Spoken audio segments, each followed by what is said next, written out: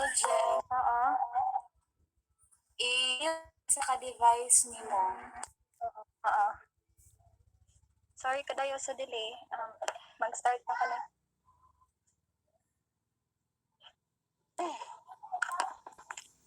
So, a pleasant day to each and every one of us today. We are going to present you guys our topic, which is all about the retraction of Rizal. But before that,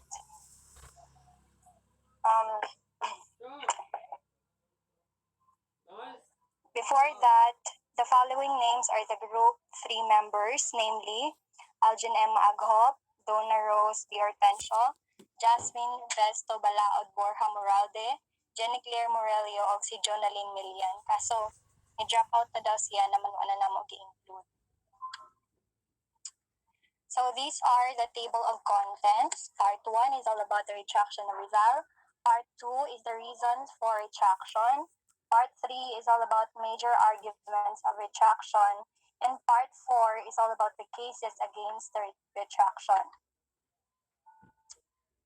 But before we dive into the main course, allow us to present a brief biography that we've prepared about Dr. Rizal, since he is the main character of this report.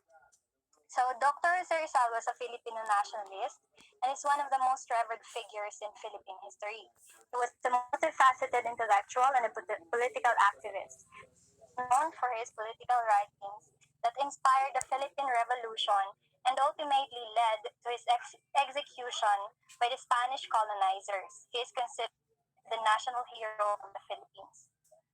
So, as what you have just heard, it is said that he is one of the most revered figures in Philippine history. And for what reason exactly? It is because he is the person behind the Philippine Revolution, which resulted for us to gain our liberty against the Spanish colonizers. Diba?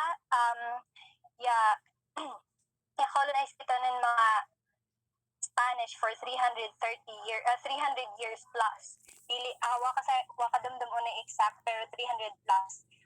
But because of Dr. Rizal, because of his political writings, specifically itong No Limitangere o El Filibusterismo, ang na-inspire niyan mga Filipino na mag-rebel or to go against the Spanish o kibali i-fight nato freedom tungod sa iya naman gain nato liberty.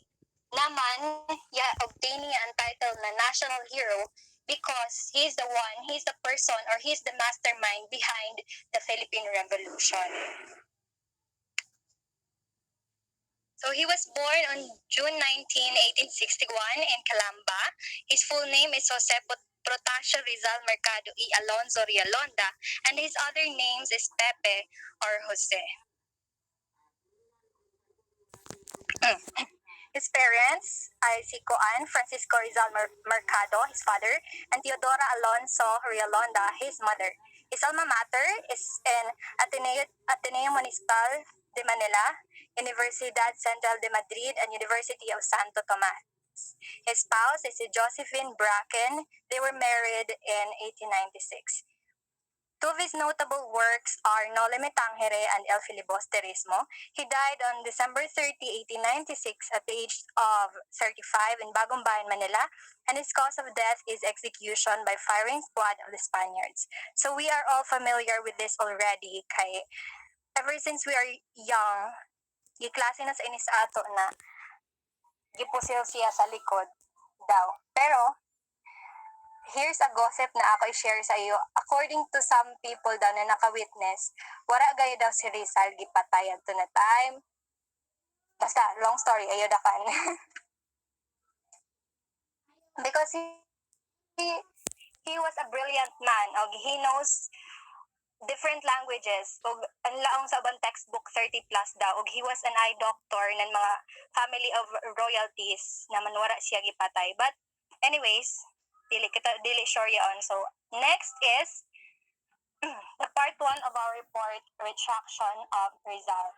I retract with all my heart whatever in my words, writings, publications, and conduct has been contrary to my character as a son of the Catholic Church. So what is the definition of retraction?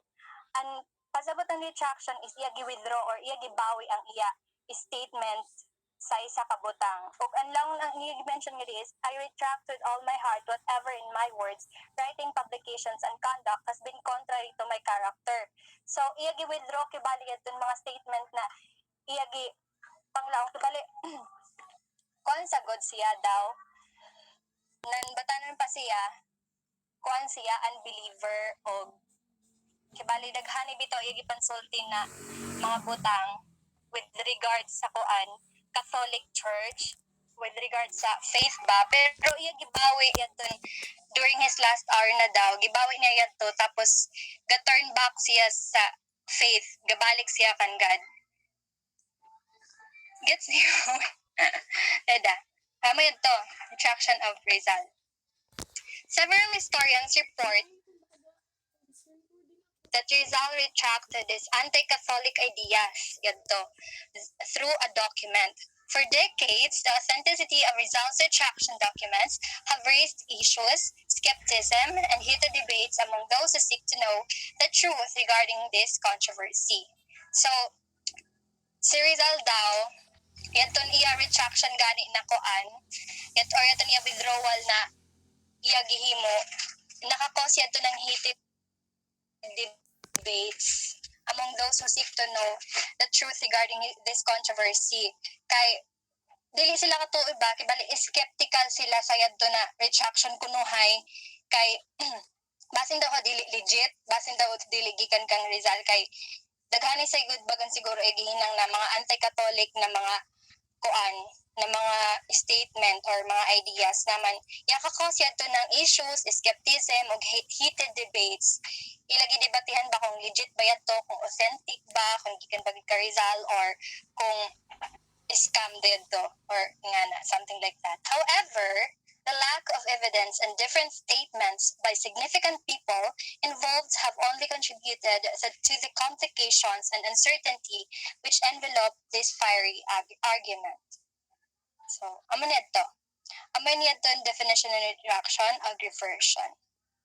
So, that's the end of part 1. Now let's go to the second topic, which is all about the reasons for retraction.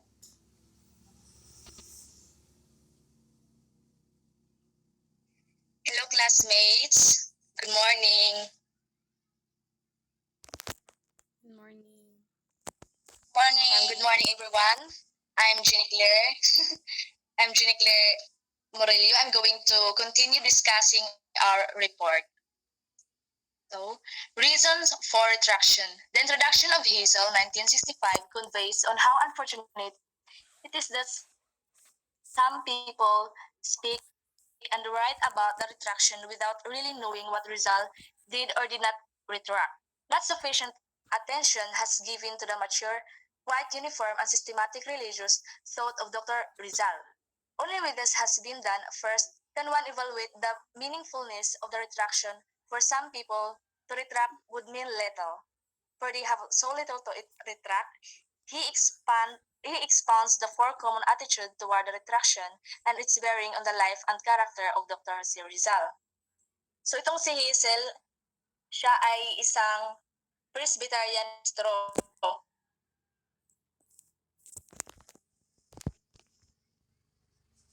Ni RG na ito ay isang pagbawi o tinutukoy bilang formal na pagbawi ng isang bagay na sinasabi o ginagawa. So, first, there are those who insist that Rizal, to be remembered and honored, is the converted Rizal. Rizal's glory as a scholar, as a poet, as a scientist, as a patriot, as a hero, may someday fade away, as all glories, earlier or later do. But his glory of having found at the hour of his death was unfortunately he lost for a time the truth, the way, and the life that will never be his unfading glory.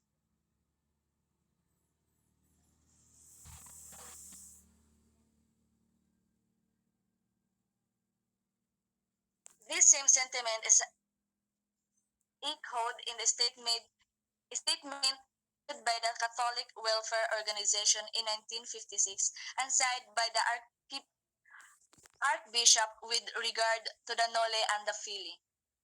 We have to imitate him or Rizal precisely in what he did when he was about to crown the whole work of his life by sealing it with his blood. We ought to withdraw as he courageously did in the hour of his supreme sacrifice.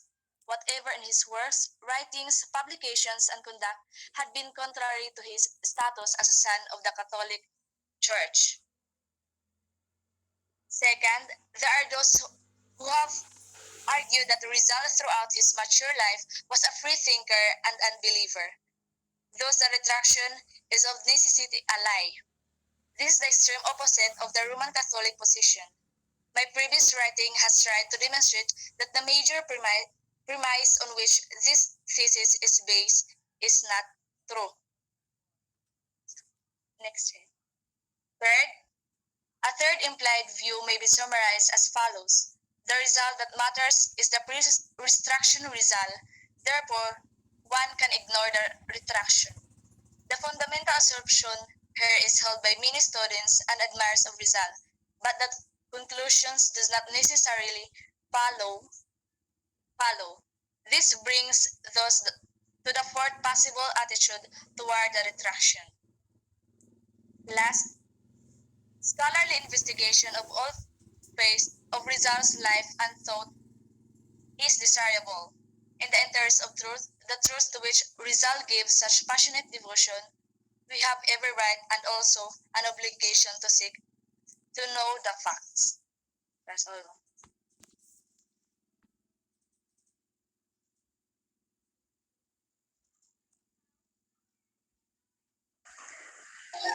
Hello everyone. Good morning. I am Dolores Bertencio and today I am going to discuss the major arguments of retraction.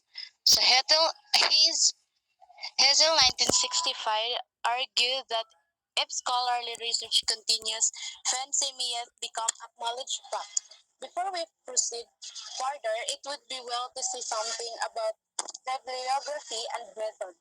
More than 20 books and pamphlets, in addition to numerous articles, have been surveyed in the course of this study. Next, please. A number of writings on the retraction where they repeat the arguments of earlier ones and add nothing new. Others are more sarcastic and sentimental than enlightening. But something of value has been gained.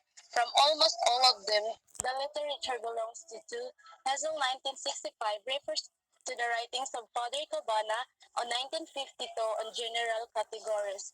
So how it gives a well-organized summary which is adopted by most subsequent defenders. The point which follows are based on Cabana with some minor modifications. So, si Father Cabanas, amo ini siya says in the preface that Rizal is unfading glory. So number one, since the discovery in 1935, the retraction document is considered the chief witness to the reality of the retraction itself. In fact, since then, by words or implication, the defenders have said.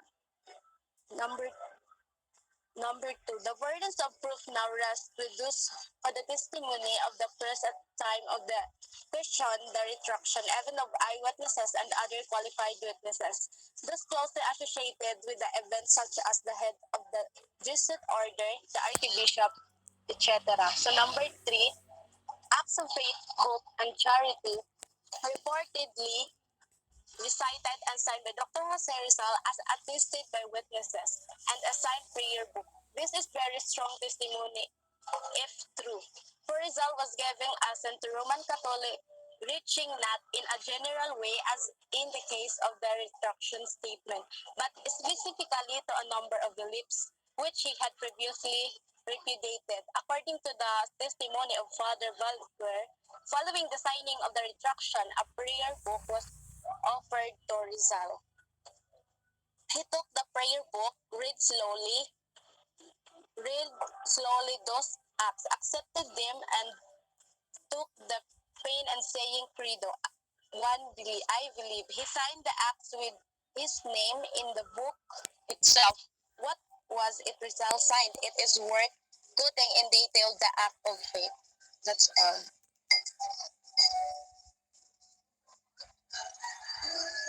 Hello, everyone. Good morning. So, the signed prayer book was amongst the documents discovered by Father Garcia along with the retraction.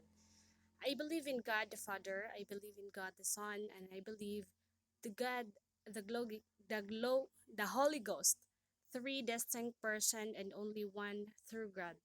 I believe that the second person of the Most Holy Trinity became man, taking flesh in the most pure warmth of the virginity. Mary suffered, died, arose again, ascended into heaven, and that he will come to judge the living and the dead, to give glory to the just because they have kept his holy commandments, and the eternal punishment to the weak because they have not kept them. I believe that the through body and blood of our Lord Jesus Christ are really present in the most holy sacrament of the altar.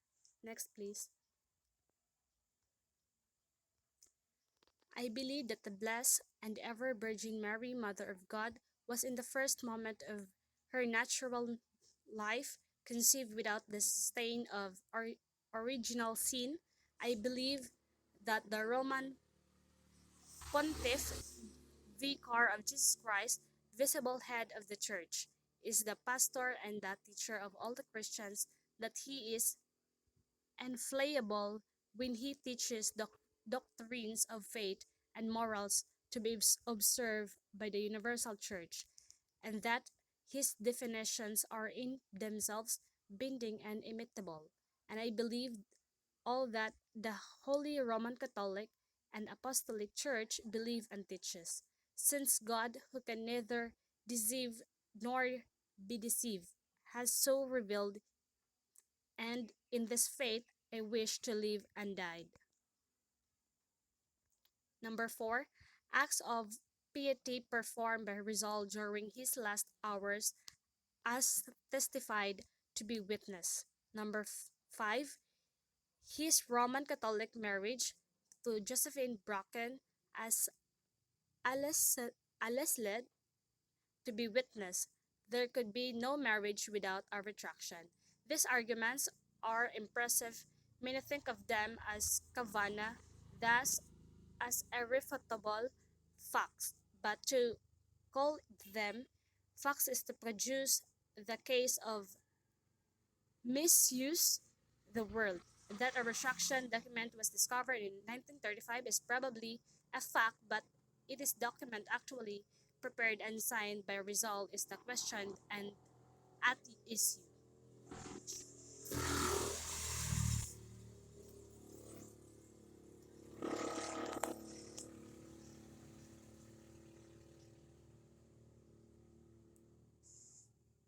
So, case against the retraction. With the remarks above given by Hessel in 1965, it is none of the less true that the testimony is impressive. It cannot be dismissed, as some have tried to do with a few sarcastic comments. The argument from testimony, as well as the arguments as a whole, can be better judged only after weighing this evidence over against the arguments rejecting the retraction. Number 1, the retraction document is said to be a forgery. As we have noted, the document plays a significant part on both sides of debate. There are 4 prongs to the case against the document itself. So, according to Hessel, the said document or the retraction document is said to be a forgery or a fake or scam or dili tinood, for the reason that 1, letter A, first of all, there is the matter of the handwriting. To date, the only detailed scientific study leading to an attack upon the genuineness of the document is that made by Dr. Ricardo R. Pascual of the University of the Philippines shortly after the document was found, a study which is incorporated in his book Rizal Beyond the Grave. Taking as his standard some half dozen unquestioned writings of Rizal dating from the last half of December 1896, he notes a number of variousness with the handwriting of the retraction document.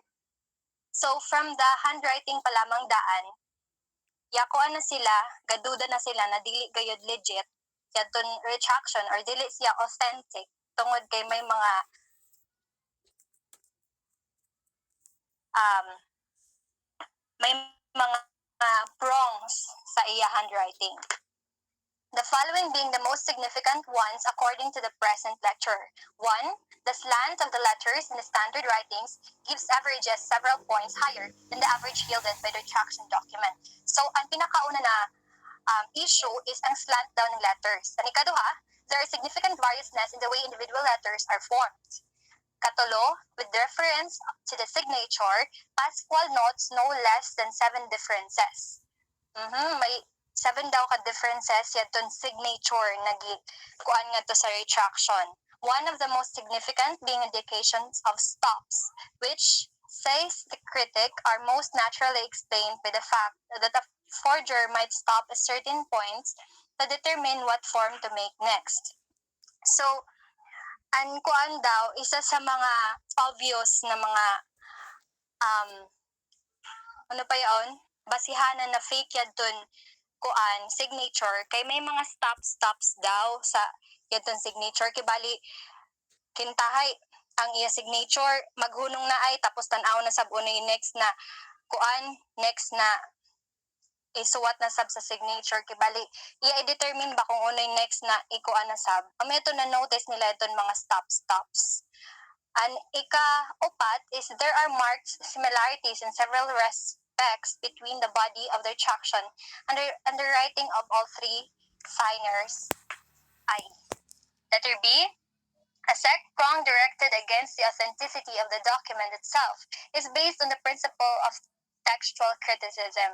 Several critics, beginning so far as I know with the Pascual, I have noted differences between the text of the document found in 1935 and other versions of the retraction, including the one issued by Father Balaguer.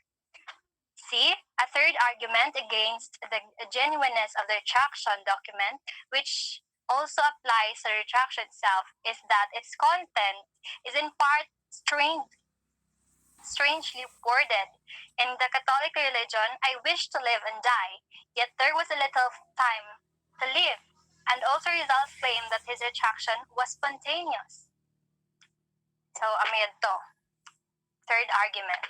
Letter D. Finally, there is the confession of the forger. So, ngayon nagayod kita nagakuan.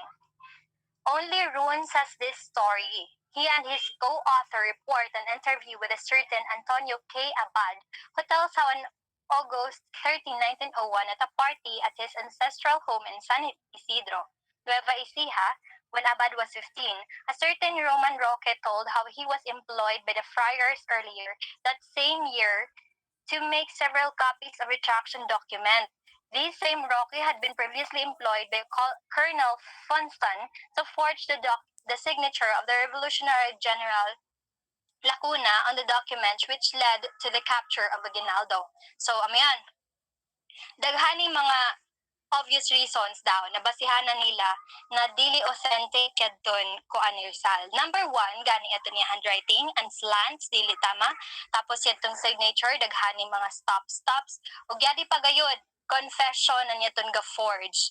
Yadton ga haod-haod kibali. Ga confess yadton ga forge na amayaon gisugo siya na maghinang nandaghan na copy. Nga na dahil ma-question ang authenticity na niyaton retraction kay may nasigid confession na niyaton kakuan mismo. Yaton ga himo na niyaton na retraction document. Okay.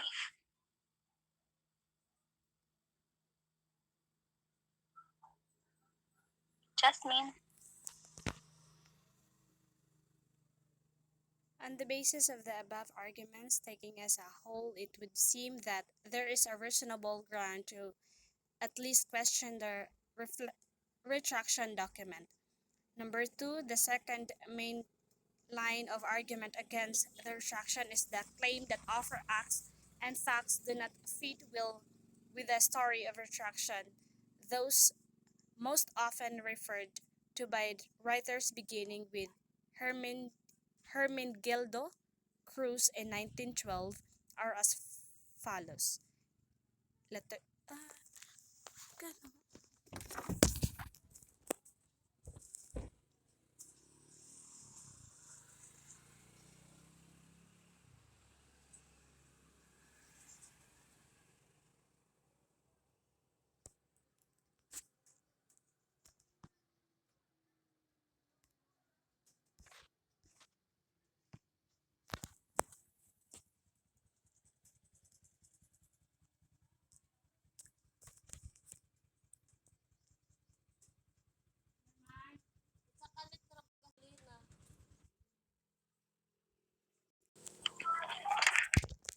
Since gibasa sa namo yato gisalihan namo ang kuang guide ang content kay yato kay amo na sa itong last na topic. Ang main content ganan yato na kuan yatong retraction of Rizal is all about the authenticity na yato na document. Ki-question nila kung legit ba gayod na gi-withdraw ni Rizal niya mga statement na kibali against sa anti-Catholic Church or kung may balik bagay siya sa faith or may balik bagay siya kan God. Amo yan ang main content. Tapos daghan yung mga questions na to, i-question niya to retraction kung authentic ba gayud. Kay daghay sagad mga errors nga to. Tapos antod ko man, gidebate gihapon niya on kung legit ba gayud kay yaon sa good ga-confess sab na mga forgers na sila ang gahinang sabihan to na retraction. Tapos may mga kuansab na yadto tuod gahinang sila ng mga copies about sa yadton retraction document. So amo dayad to namo report o so to wrap everything up at this summarization of our report, retraction of Rizal is all about his faith and turning back to God and returning as the son of a Catholic Church. However, this retraction has caused an uproar and there are major arguments of retraction that says its authenticity is questionable and it has been forged and his faith is not really is unexistent.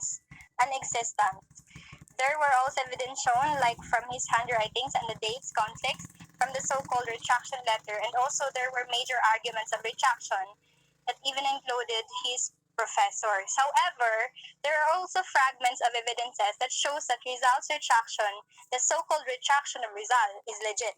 But on the other hand, it created conflict since there were many opinions that surrounds the retraction of Rizal. So, amo dito tanan, if you have any questions, you are free to raise your hand, to raise your question.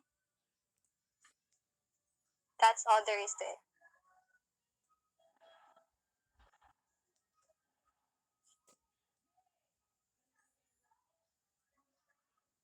Okay. So there are 4 questions at sa last part. Number 1, would not the retraction serve as a testimony of weaknesses and in effect neutralize all the transcendental and significant propaganda and patriotic work that had been done for the Philippines in the short span of his current life? Do you think Dr. Rizal weakened at the last moment of his life? How? Our answer is this: not necessarily. It's for the reason that faith and his patriotic work and propaganda are two different things. Although he retracts some of his statements, it's still a fact that through his effort that we gained our liberty.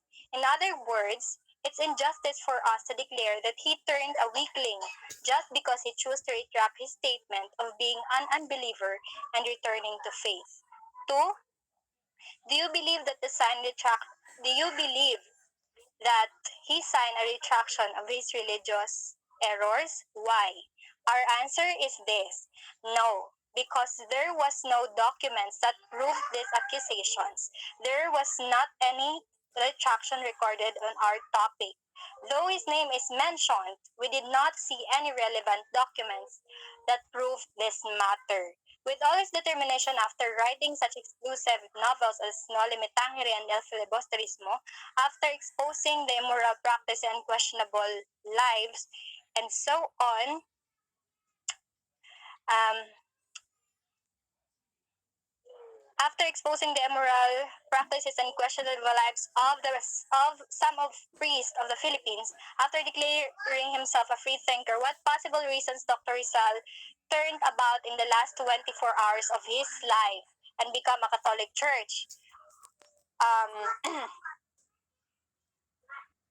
Perhaps, yan din ang answer, perhaps he thought to himself that God and the people that wronged him are two different aspects, and he probably realized that there is no benefit for him to exile himself from God, since his afterlife would be doomed if he do not return to his faith, and there is no advantage if he will continue to hold a grudge against those people. For the last question, assuming that he truly wrote the said document, what do you think other possible reasons could have pushed Jose Rizal to write his retraction document?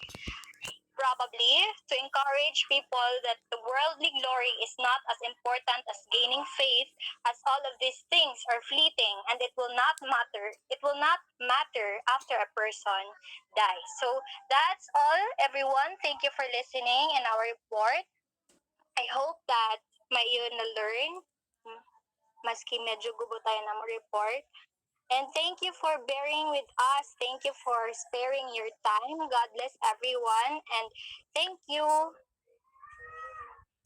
Bye-bye. See you in our next subject.